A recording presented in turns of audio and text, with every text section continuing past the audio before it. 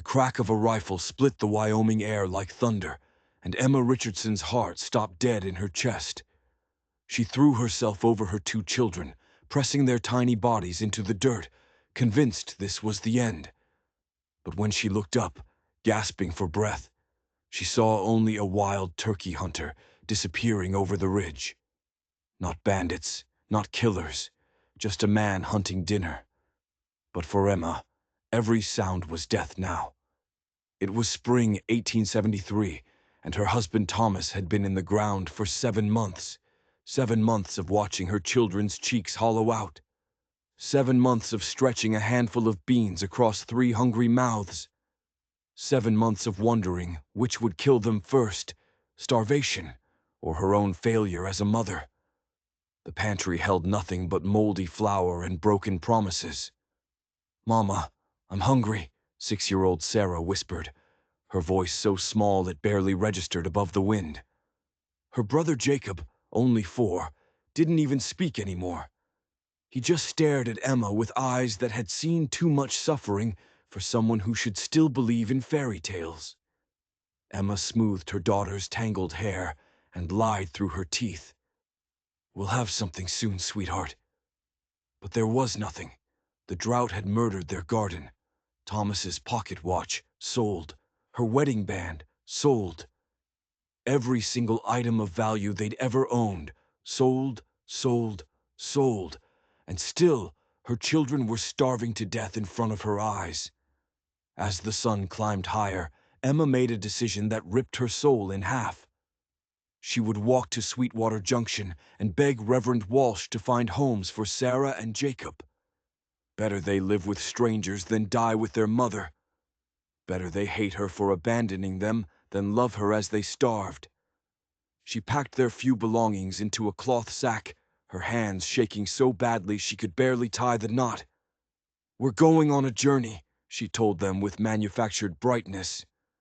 "Put on your best clothes." Sarah's eyes lit up, the first spark of joy Emma had seen in months. It shattered what was left of Emma's heart. Her daughter thought they were going somewhere wonderful. She had no idea her mother was about to give her away like an unwanted possession. The walk was brutal. 10 miles under a merciless sun, Jacob's boots worn completely through at the soles. By midday, Emma was carrying her son, her arms screaming in protest, every step a small agony. Sarah trudged beside her, occasionally picking wildflowers that somehow survived in the parched earth, weaving them into crowns she placed on her mother's head. Emma wanted to die. They were still 3 miles from town when she saw the dust cloud on the horizon. Her blood turned to ice. She yanked both children behind her skirts, scanning the landscape for somewhere to hide. Out here, strangers meant danger. Strangers meant men who took what they wanted from women traveling alone. The rider emerged from the dust, a broad-shouldered man on a massive chestnut stallion, wearing a hat pulled low against the sun. Emma's breath came in short, panicked gasps. She had nothing to defend her children with. No weapon, no strength, no husband, just her body between them and whatever this stranger wanted. But then something unexpected happened. The man stopped his horse several paces away, far enough that Emma didn't feel trapped. He removed his hat, revealing a weathered face with sharp eyes that assessed the situation in seconds. "Ma'am," he said, his voice surprisingly gentle. "Preston Quincy, are you folks headed somewhere?" Emma lifted her chin, trying to hide her terror behind false confidence. "Sweetwater Junction. We're fine, thank you." Preston's eyes narrowed. He looked at the children's hollow faces, at Emma's trembling hands, at Jacob's destroyed boots. "That's still a fair piece, ma'am. I'd be happy to give the little ones a ride." "We don't need charity, Mr. Quincy," Emma snapped, though her voice wavered when Jacob whimpered and pressed closer to her legs. Preston dismounted slowly, keeping his movements deliberate and non-threatening. "No charity intended, ma'am. Just common courtesy." He reached into his saddlebag and pulled out a cloth-wrapped package. "I've got some jerky and hardtack here. Not much of a meal, but it'll keep the strength up." At the mention of food, both children looked up with desperate hope in their eyes. Pride warred with necessity in Emma's chest. Then Jacob's stomach growled so loudly it echoed across the empty plain, and the decision made itself. "That's very kind," she whispered, accepting the package with shaking hands. "Thank you." The children fell on the food like starving wolves, which is exactly what they were. Preston watched them eat with an expression Emma couldn't quite read, something between pity and rage. "Where's your family, Mrs. Richardson?" he asked gently after learning her name and her circumstances. "Back east, Pennsylvania." Emma's voice was flat, empty.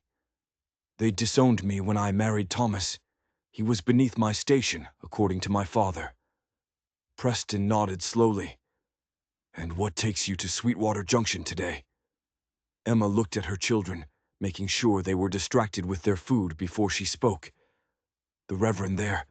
I've heard he sometimes finds homes for children who—" Her voice broke, and she turned away, shoulders shaking. Preston felt something twist in his chest. "Mrs. Richardson," he said quietly, "I'm headed to a ranch about 20 miles north. Man named Holbrook is looking for a cook and housekeeper. Pays fair, and there's a cabin for workers with families." Hope flickered in Emma's eyes before dying just as quickly. "I can't cook anything fancy, Mr. Quincy. And these two," she gestured at her children, "they need watching. No ranch foreman wants children underfoot." "Holbrook's different," Preston insisted. "His wife died last winter. Place needs a woman's touch, and I reckon he'd welcome some young ones around." Emma studied his face, searching for the lie, the trap, the ulterior motive. "Why would you help us? You don't know me." Preston looked down at his boots. When he met her gaze again, his eyes held a pain so raw it made Emma's breath catch. "My ma died when I was 8. Drought year, like this one. Pa couldn't manage alone with 4 young ones. He gave my youngest sister away to cousins back east." His voice cracked. "Never saw her again." Emma's hand flew to her mouth. "So, yes, ma'am," Preston continued, his jaw tight. "I know exactly what you're facing, and I'll be damned if I let another woman give up her children because the world's too cruel to offer help when it's needed." The words hung in the air between them like a sacred vow. Emma looked at her children, now dozing against each other in the sparse shade, color returning to their cheeks from the first real food they'd had in days. Could she trust this stranger? Could she afford not to? "I need to get to town regardless," she said finally. "To send word to the Reverend that I won't be needing his assistance after all." Preston's face broke into a smile that transformed his weathered features. "That's fine thinking, Mrs. Richardson." What Emma didn't know was that Preston Quincy was lying. There was a position at Holbrook Ranch, yes. But Preston had no idea if Holbrook would actually hire a widow with 2 children. He was gambling everything on his ability to convince his boss, on his own reputation as a reliable hand, on the slim hope that compassion still existed in this brutal world. If he was wrong, he'd just given false hope to a desperate woman. But as he helped Emma and the children onto his horse and began walking alongside them toward town, Preston made himself a promise. Even if Holbrook refused, he'd find Emma work somewhere. He'd use every contact, every favor owed, every cent he'd saved if necessary. He didn't examine why too closely, didn't question the fierce protectiveness that had seized him the moment he saw her standing in that dusty road, shielding her children with nothing but will and a mother's love. The journey to Sweetwater Junction revealed more surprises. Sarah peppered Preston with endless questions about his horse, his hat, the cattle drive, everything her curious mind could conjure. And Preston, who normally preferred silence, found himself answering patiently, even making the little girl giggle with tales of trail cook mishaps and ornery steers. "Tell me about the time a steer chased the cook," Sarah demanded, bouncing in the saddle. Preston chuckled. Well now, that wasn't just any steer. That was Big Red, meanest son of a gun that ever walked God's earth. Preston! Emma gasped, scandalized. Apologies, ma'am. Meanest creature, he corrected smoothly. Big Red took one look at Cookie's stew and decided he didn't appreciate the menu. Chased that poor man 3 times around the chuck wagon before... Before what? Sarah breathed. Before Cookie climbed up the wagon wheel and sat on the driver's seat for 2 full hours, while Big Red stood guard below, snorting and pawing the ground like he was ready to go to war. Sarah dissolved into giggles, and Emma found herself laughing too, actually laughing for the first time since Thomas died. The sound escaped before she could stop it, and her hand flew to her mouth as if to capture it, as if laughing was somehow a betrayal. Preston noticed. He always noticed. Laughter's not disloyal to your husband's memory, Mrs. Richardson, he said quietly, so the children couldn't hear. I expect he'd want to hear it again. Emma's eyes filled with tears, but she nodded. He would. Thomas loved a good laugh. In town, Preston waited with the children, while Emma spoke with Reverend Walsh. The Reverend seemed relieved rather than disappointed at her change of plans. Finding homes for 2 children would have been nearly impossible in these times, he confessed, patting her hand. God provides, Mrs. Richardson, sometimes in the form of trail-worn cowboys. Emma purchased a few supplies with the small amount the Reverend pressed upon her from the church fund. Preston added coffee and sugar from his own supplies without asking, as if it was the most natural thing in the world. They set off for Hallbrook Ranch as afternoon shadows lengthened across the prairie. That night, camping beneath cottonwood trees beside a shallow creek, Preston built a fire and prepared a simple but filling meal. After the children fell asleep wrapped in his spare blanket, Emma and Preston sat by the dying embers. Tell me about your husband, Preston said softly. Emma was startled. Most people avoided mentioning Thomas, as if his name might conjure unbearable grief. He was kind, she began hesitantly. Not just to me, but to everyone. He could look at a broken thing and see how to fix it. A small smile touched her lips. Including me, I suppose. I was quite broken when we met. How so? Emma stared into the fire. My mother died when I was 16. Father became different after that. Harsh, cold. He arranged a marriage for me with a business associate, nearly 40 years my senior. She shuddered. Thomas was working as a stable hand at my father's estate.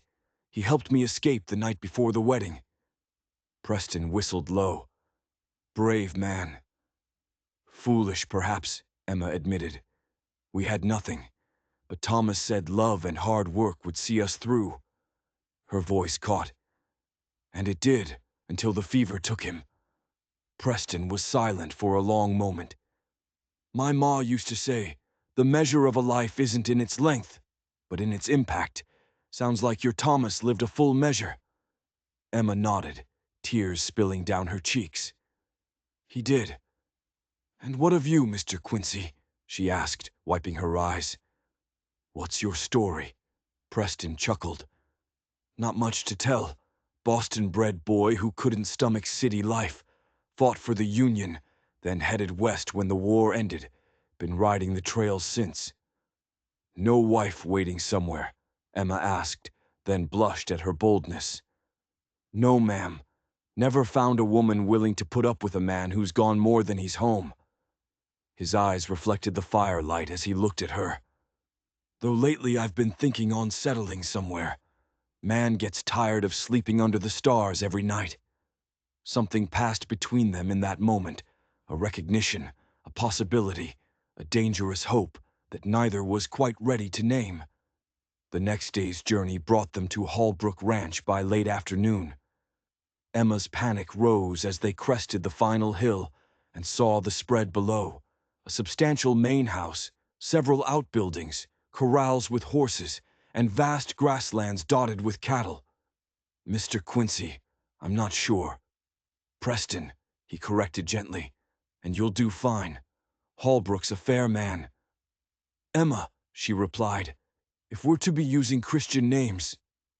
Preston smiled, the corners of his eyes crinkling. Emma suits you. But as they rode down toward the ranch, Preston's stomach churned with anxiety. Everything depended on the next hour.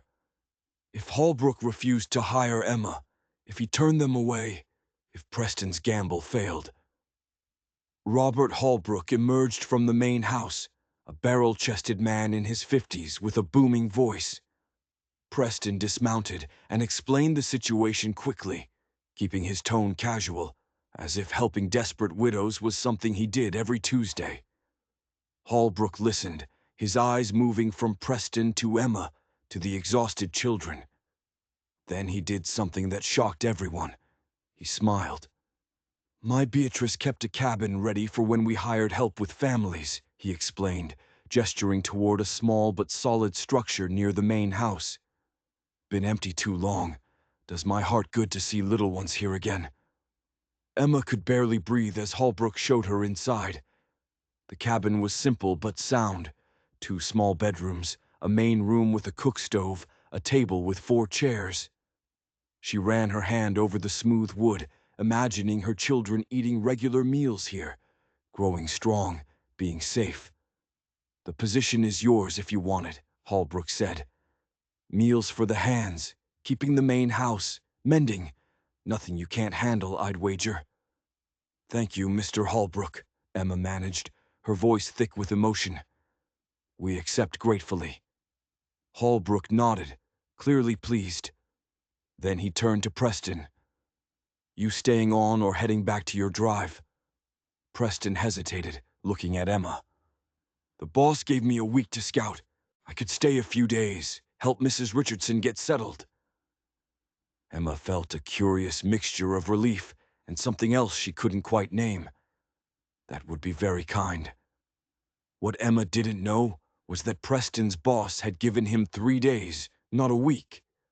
And Preston was about to lose his position on the cattle drive by abandoning his post.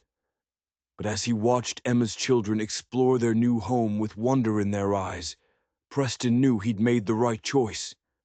Over the next several days, Preston worked like a man possessed. He repaired the cabin's roof, built shelves for Emma's few belongings, constructed small beds for the children from lumber Holbrook provided. In the evenings, after Emma had prepared meals for the ranch hands and put the children to bed, Preston would visit with coffee, or occasionally a small treat. They would sit on the cabin's small porch, watching stars emerge, talking of everything and nothing. Emma found herself looking forward to these quiet moments, even as she told herself not to grow too attached to the cowboy who would soon ride away. On Preston's 5th day at the ranch, a fierce thunderstorm rolled in from the mountains. The children were frightened by the booming thunder, and Emma was telling them stories to distract them when pounding came at the door. Preston stood there, rain streaming from his hat. Roof leaking? He asked without preamble. No, it's sound. Your work holds, Emma replied, confused. Good. He removed his dripping hat. Mind if I wait out the worst of it here? Bunkhouse roof isn't as solid as yours. Emma knew the bunkhouse roof was perfectly sound. She'd seen it herself. But she stepped aside to let Preston enter, her heart beating strangely fast. Preston entertained the children with shadow puppets until they drifted to sleep despite the storm's fury. Then he and Emma sat by the stove, sipping coffee, the silence comfortable between them. I leave tomorrow, Preston said abruptly. Boss will be expecting me back. Emma felt her heart sink, but kept her expression neutral. Of course, the children will miss you. Just the children? Preston asked softly, his gaze intent. Emma looked down at her hands. We all will. You've been very kind. Kindness had nothing to do with it, Emma, Preston said, his voice low and rough. At least not after that first day. Emma's heart pounded as she raised her eyes to his. What do you mean? I mean, I've been making excuses to stay because I can't bear the thought of riding away from you. Preston ran a hand through his hair, struggling with words. I know it's too soon after your loss. I know you're still grieving. But I've never met anyone like you, Emma Richardson. Emma's breath caught in her throat. You don't need to say anything, he interrupted when she started to speak. I just wanted you to know before I left. Maybe I could write to you. Maybe I could come back this way after the drive. Emma stood and moved to the window, looking out at the rain-washed night. Her feelings were a tumult of guilt, hope, fear, and something dangerously close to joy. Thomas made me promise something before he died, she said finally, still facing the window. He made me promise I wouldn't let grief consume me, that I would find happiness again. She turned to face Preston. I didn't think it was possible to keep that promise. Preston stood, taking a step toward her, but stopping, leaving space between them. And now I think perhaps Thomas knew me better than I know myself. Emma's voice was barely above a whisper. I would like it very much if you wrote to me, Preston, and if you came back this way. The smile that spread across Preston's face was like sunrise breaking over the plains. I'll come back, Emma. You have my word. But what Preston didn't tell her was that he'd already sent word to his trail boss that he was quitting. He wasn't coming back after the drive. He was coming back for good, if she'd have him. He'd made his choice on that dusty road days ago. Everything since had just been confirming what his heart already knew. 3 months later, Preston returned with the first snow of winter.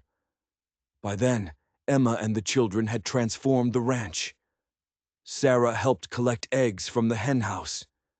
Jacob trailed after Holbrook like a devoted puppy, learning everything about horses and cattle. And Emma had turned the main house into a home again, filled with warmth and laughter and the smell of fresh bread. Preston arrived bearing gifts, wooden toys he'd carved during long nights on the trail for the children, and a small package for Emma containing a leather-bound journal. For your stories, he explained when she opened it. You told me once you used to write them down. The fact that he'd remembered such a small detail from their conversations touched Emma more deeply than any expensive gift could have. Over the following weeks, as Preston helped prepare the ranch for winter, their relationship deepened. They discovered shared values, complementary temperaments, and a mutual respect that formed the foundation of growing affection. The children adored him. Preston taught Jacob to whittle simple shapes from soft pine and showed Sarah how to identify animal tracks in the fresh snow. In the evenings, he read to them from a book of adventure tales he'd carried in his saddlebags for years. You've changed, Emma observed one evening as they sat by the fire after the children were asleep. How so? Preston asked, looking up from the bridle he was repairing. You're gentler, more patient. When we first met, there was a restlessness about you. Preston considered this carefully. I've spent most of my life chasing horizons, thinking the next valley might hold whatever I was looking for. His eyes met hers. Turns out what I was looking for was right here all along. 2 days before Christmas, Preston asked Emma to walk with him to the frozen creek behind the cabin. The afternoon sun cast long blue shadows across the snow as they walked in companionable silence. I've been offered a permanent position here, Preston said finally. Holbrook wants me to help him expand the herd come spring.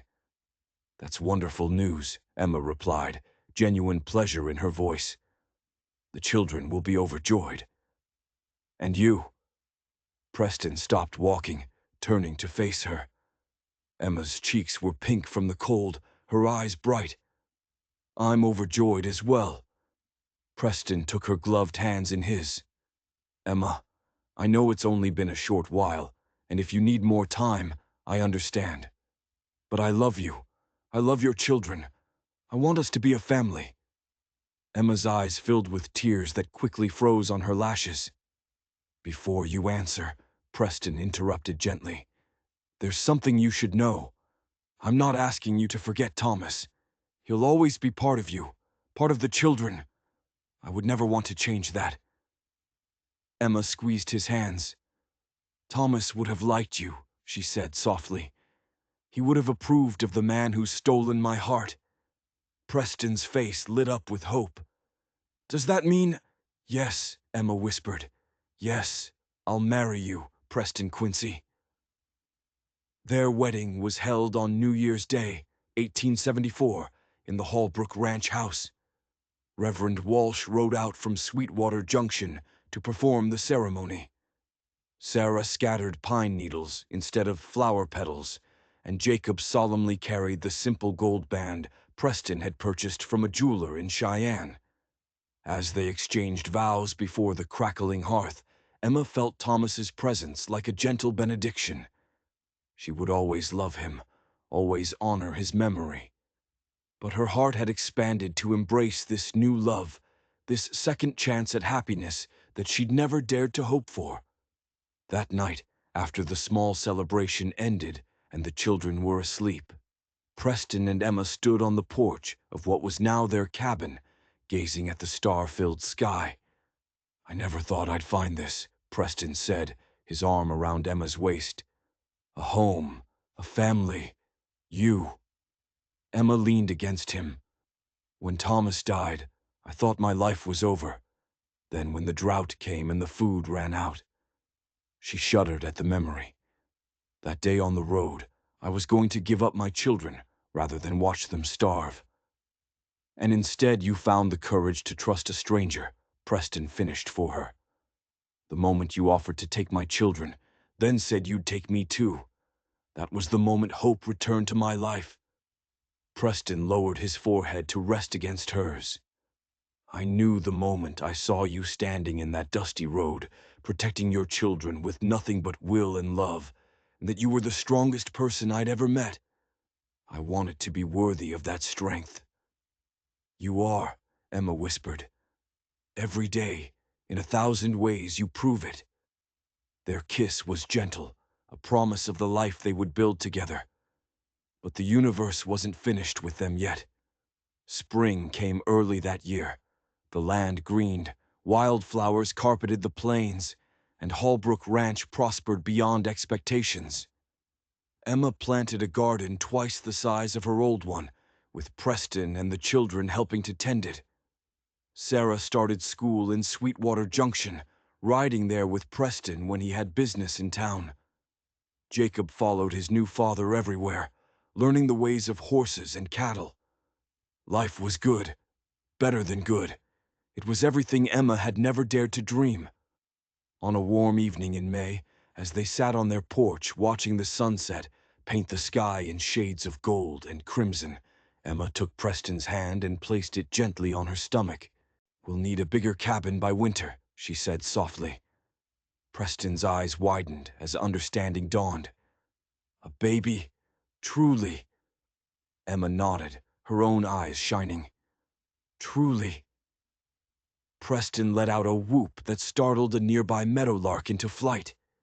He lifted Emma from her chair and twirled her around, both of them laughing with pure, unrestrained joy.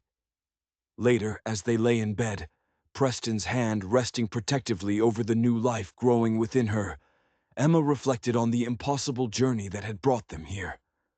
From the depths of despair on that dusty road to this moment of perfect contentment, it seemed both an eternity and the blink of an eye. What are you thinking? Preston murmured sleepily beside her. That life is strange and wonderful, Emma replied. That sometimes our greatest blessings come disguised as our darkest moments. Preston pulled her closer. And sometimes they come disguised as trail-worn cowboys. Emma laughed softly. Indeed they do.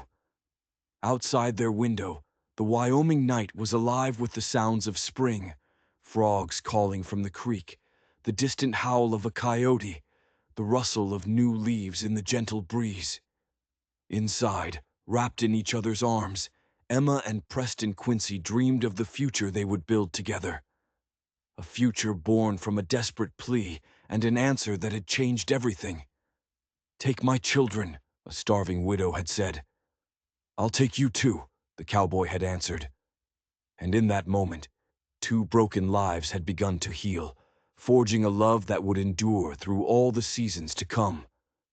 The baby, a girl they named Beatrice after Holbrook's late wife, was born in December during a snowstorm that buried the ranch under 3 feet of white. Sarah and Jacob became devoted older siblings, fighting over who got to hold her, who got to rock her cradle, who got to make her smile first. Preston proved to be as good a father to the new baby as he was to Sarah and Jacob. He would pace the cabin floor at night when Beatrice cried, singing old trail songs in his rough voice until she settled. Emma would watch from the bed, her heart so full it felt like it might burst. Years passed. The ranch prospered. More children came, twin boys who inherited Preston's restlessness and Emma's determination. Sarah grew into a beautiful young woman who could ride better than most men. Jacob became Holbrook's right hand, eventually taking over management of the herd. Emma filled journals with stories, tales of the frontier, of survival, of love found in the most unexpected places. Some she shared with her children around the fire on winter evenings. Others she kept private, sacred memories of a husband she would never forget, and a love she never expected to find again. Preston's hair turned silver at the temples, his face even more weathered by sun and wind. But his eyes never lost their sharp intelligence, and his love for Emma never wavered. Every morning he kissed her before heading out to work. Every evening he returned to her, no matter what the day had brought. On their 20th wedding anniversary, as they sat on the porch of the much larger cabin Preston had built to accommodate their growing family, Emma took his hand. "Do you ever wonder what would have happened if you'd ridden past us that day?" she asked. "If you decided we weren't your problem?" Preston was quiet for a moment, considering. "I think about my little sister sometimes," he said finally. "About how different her life might have been if someone had helped my pa instead of judging him. About how I never got to know her because pride and poverty tore our family apart." He squeezed Emma's hand. "I couldn't ride past you. My conscience wouldn't allow it." "You saved us," Emma said simply. "No," Preston corrected gently.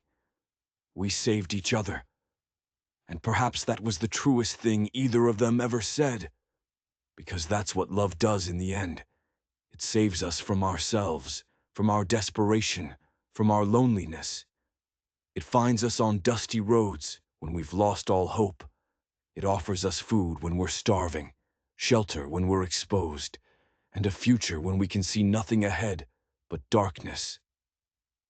Emma Richardson had been prepared to give up everything that mattered most to her. Instead, she found a man who saw her strength when she felt only weakness, who offered partnership when she expected only charity, who built a life with her that neither could have created alone. Preston Quincy had been chasing horizons his entire life, never understanding what he was searching for, until he found a woman protecting her children with nothing but fierce love and discovered that home wasn't a place, it was a person. Their story became legend in those parts. Old-timers in Sweetwater Junction would tell newcomers about the widow and the cowboy, about love found in the most unlikely circumstances, about how sometimes the worst moments of our lives are actually doorways to the best.